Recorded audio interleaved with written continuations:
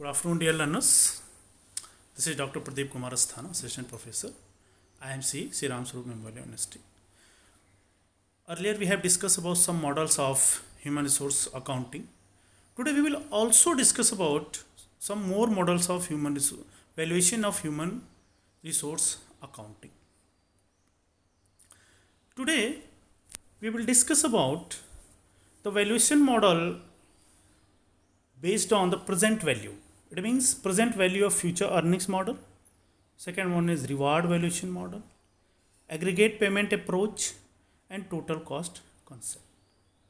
Let's talk about the first model, that is present value of future earnings model. This model has been developed by Lev and Schwartz in 1971. According to this approach, the value of human resources of an organization is determined according to their present value to the organization. It simply says that while determining the total value of the firm's labor force, the future earnings of all the employees should be calculated. Thereby means the future earnings of an employee or grades of employees are estimated up to the age of retirement and are discounted at an appropriate rate, which is usually taken as cost of capital to the person or the group in order to obtain the present value. The scholars or the experts said that while in determination of the total value of firm's labor force is a straightforward extension of the measurement procedure of an individual value to the organization. They have divided the whole labor force into certain homogeneous groups, such as unskilled labor force, semi-skilled labor force, technical staff, managerial staff, etc., and in accordance with the different classes and age groups. They are of the opinion that average earnings stream for different classes and age groups are prepared for each group separately, and the present value for the human capital is calculated. This method says that first of all, we have to categorize our employees into various categories. Then we have to find out the amount which they are going to get, which they are going to generate up to the time of their retirement, and the total amount present value of future earnings will be calculated. While calculating the same, the following steps has to be followed. First of all, we have to classify the employees. It means all the employees has to be classified on the basis of different elements, as we can classify them on the basis of age, we can classify them on the basis of education, we can classify them on the basis of you can say position held, or we can classify them as a unskilled, skilled, semi-skilled, managerial staff, technical staff, and so on. Next step is determination of average annual earnings. Third step, calculate total earnings up to the retirement age. Once we have calculated the total earnings up to the retirement age, we have to discount the total earnings with the rate of discount. The rate of discount should be usually taken as cost of capital. And at the end, what would be the result? That result would be the amount of human assets. While calculating the amount of human assets under the present value of future earnings model, formula is used. The formula is the human capital value of a person y years old equal is IT divided by 1 plus R power to T minus R.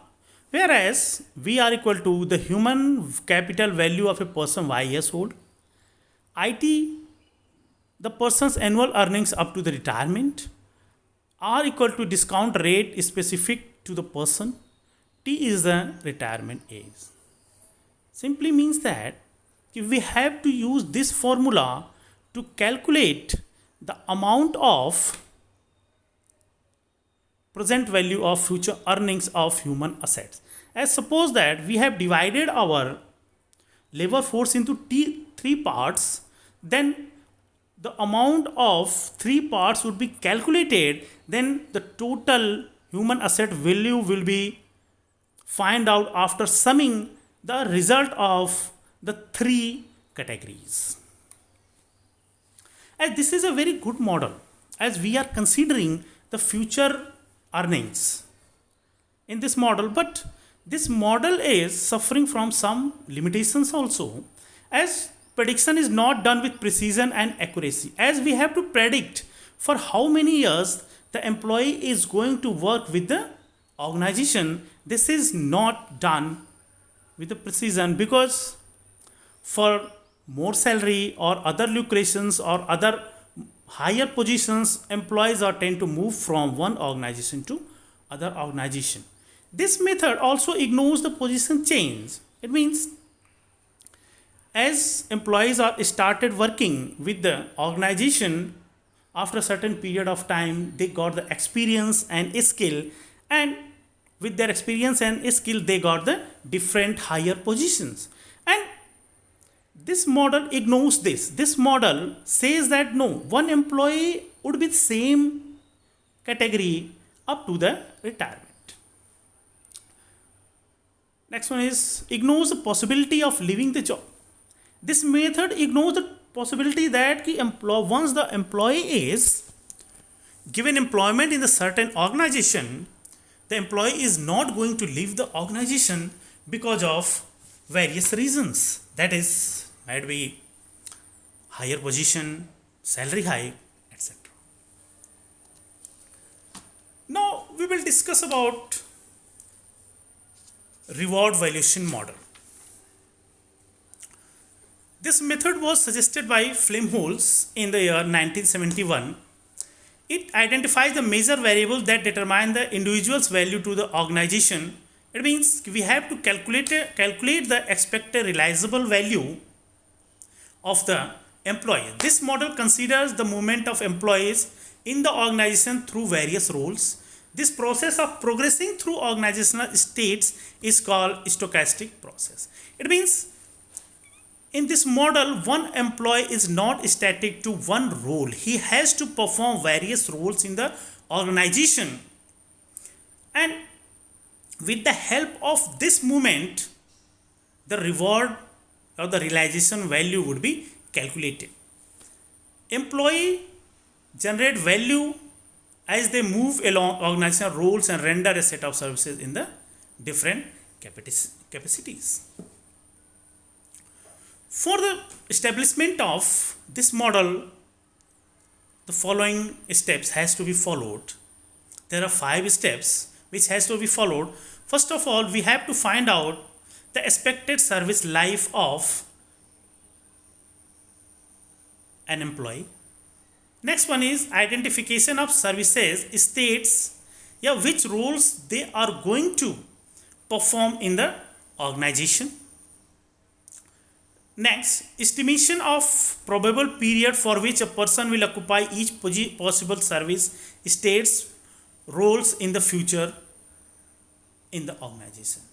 It means here we have to, in third step, we have to find out at which role, for how many time, how many months, how many years employee is going to work upon. Fourth step is estimation of the value derived by the organization when a person occupies a particular position.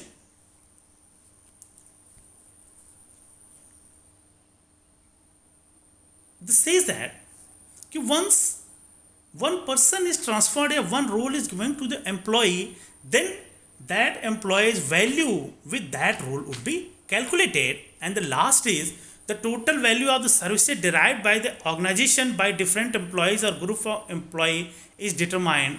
The value thus arrived is discounted at the predetermined rate to get the present value of human resources. This model simply says that one employee, the group of employees will be given various tasks in the organization, and at each task, at each role, the value of the person sticked with the role will be calculated, and at the end that total amount will be discounted with a predetermined rate that might be the cost of capital to find out the present value of the human resources.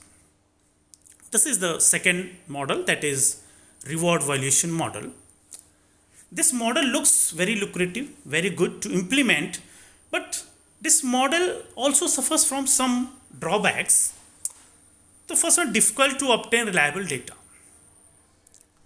Whenever look at the theoretical part of the reward valuation model, it is looking very good that employee is getting to work for organization on different roles. But when we talk about getting the reliable data, it is very difficult because employee is moving from one point to another point and the time is not fixed. So this model suffers from the reliable data, ignores individual's potential.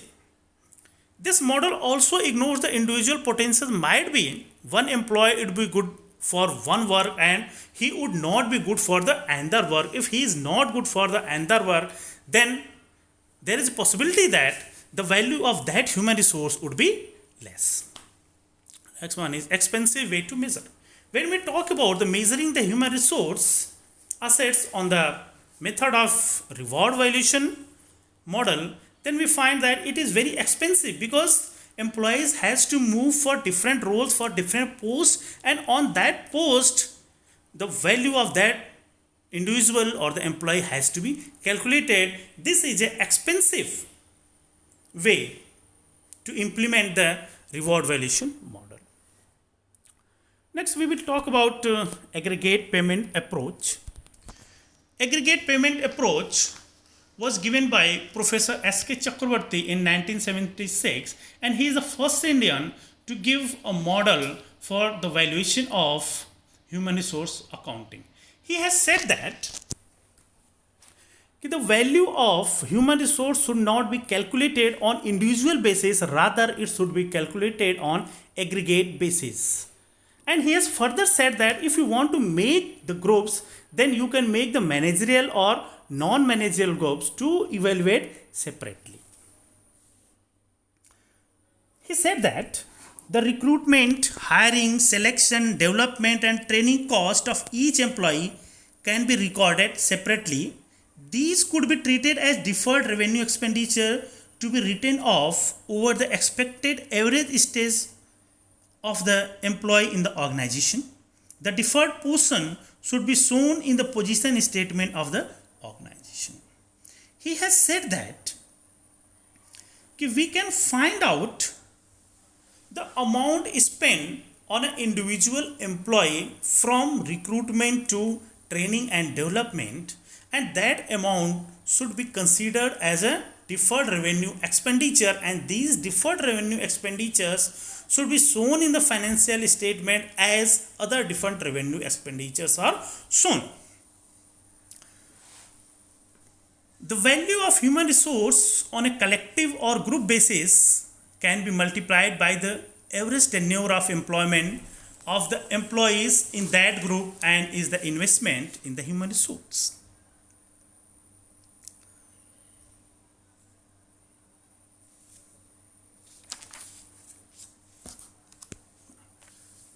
Now, while implementing the aggregate model, the following steps are followed. First one, all the employees of an organization has to be divided into two parts. First one is managerial staff and second one is non-managerial staff. The next process is the average tenure of employment of the employee in the organization is estimated on the basis of past experiences. Then we have to calculate the average salary of the group from the salary or wage structure that is going in the organization. Next, the value of human resource is now determined by multiplying the average salary of the group with the average tenure of the employees in that group. Last step is the value determined under step 4 is discounted at the expected average after tax return on capital employed over the average tenure period to ascertain the present value of the estimated future payments. he has not only suggested how to value the human resources, he has also said that how we are going to disclose this information in the financial statement. He is of the opinion that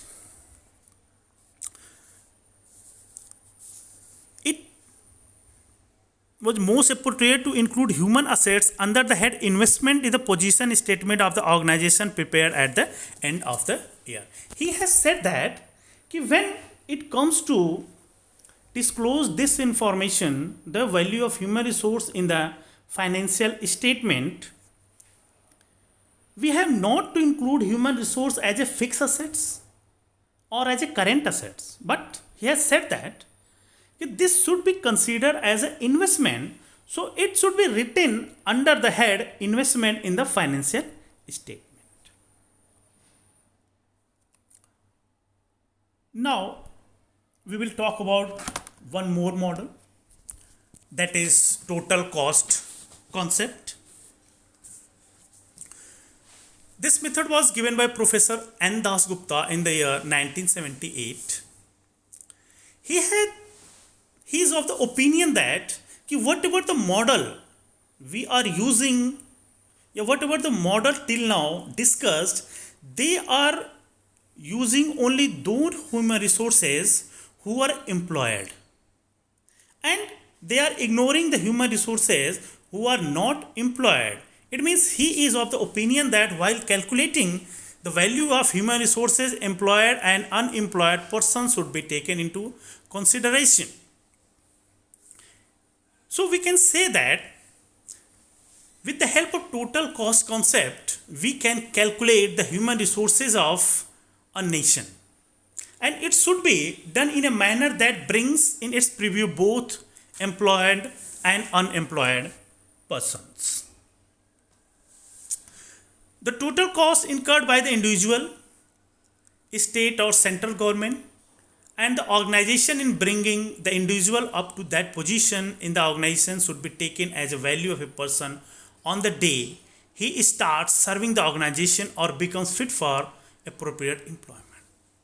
Thereby means that whenever we are valuing the human resources, we have to find out the expenses done by the individual one, expenses done by the governments or the state or central government or the country, and expenses done by the organization on the employee to make them employable.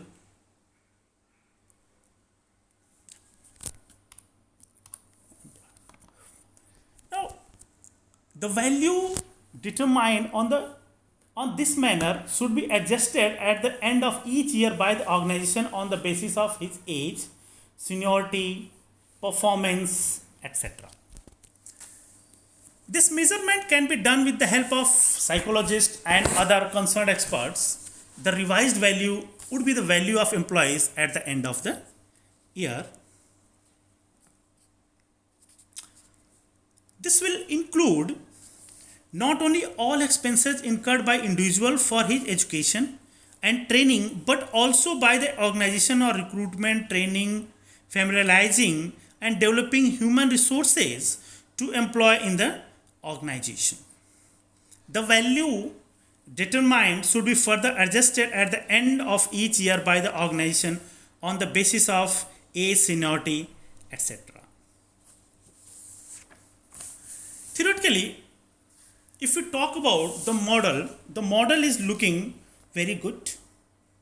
But when we talk about the practical application of the model, then we find problems in that, because it will involve a number of factors we may not be capable of being expressed precisely and objectively in the monetary terms. Because in this, the human value is not calculated only on the basis of expenses of the organization, but also the expenses done by the individual one, the expenses done by the state, and the expenses done by the organization, and lots of other factors are there involved in the process of making a person employable that cannot be converted into monetary value. He has said that that human resource should be shown in the balance sheet. On the asset side, it should be seen as value of individual and value of firm's investment. On the liability side, it should be shown as human assets after capital.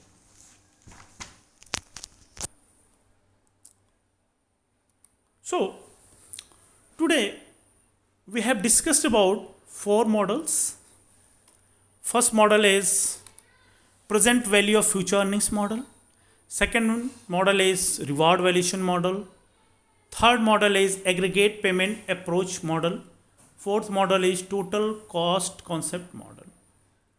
The accountant is free to use any model to come to the amount of human assets, as all the assets or all the models that is discussed here has their own limitations as well as benefits.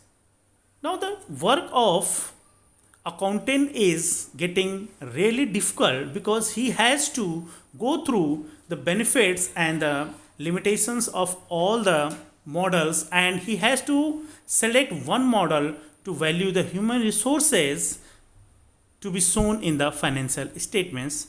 Thank you very much.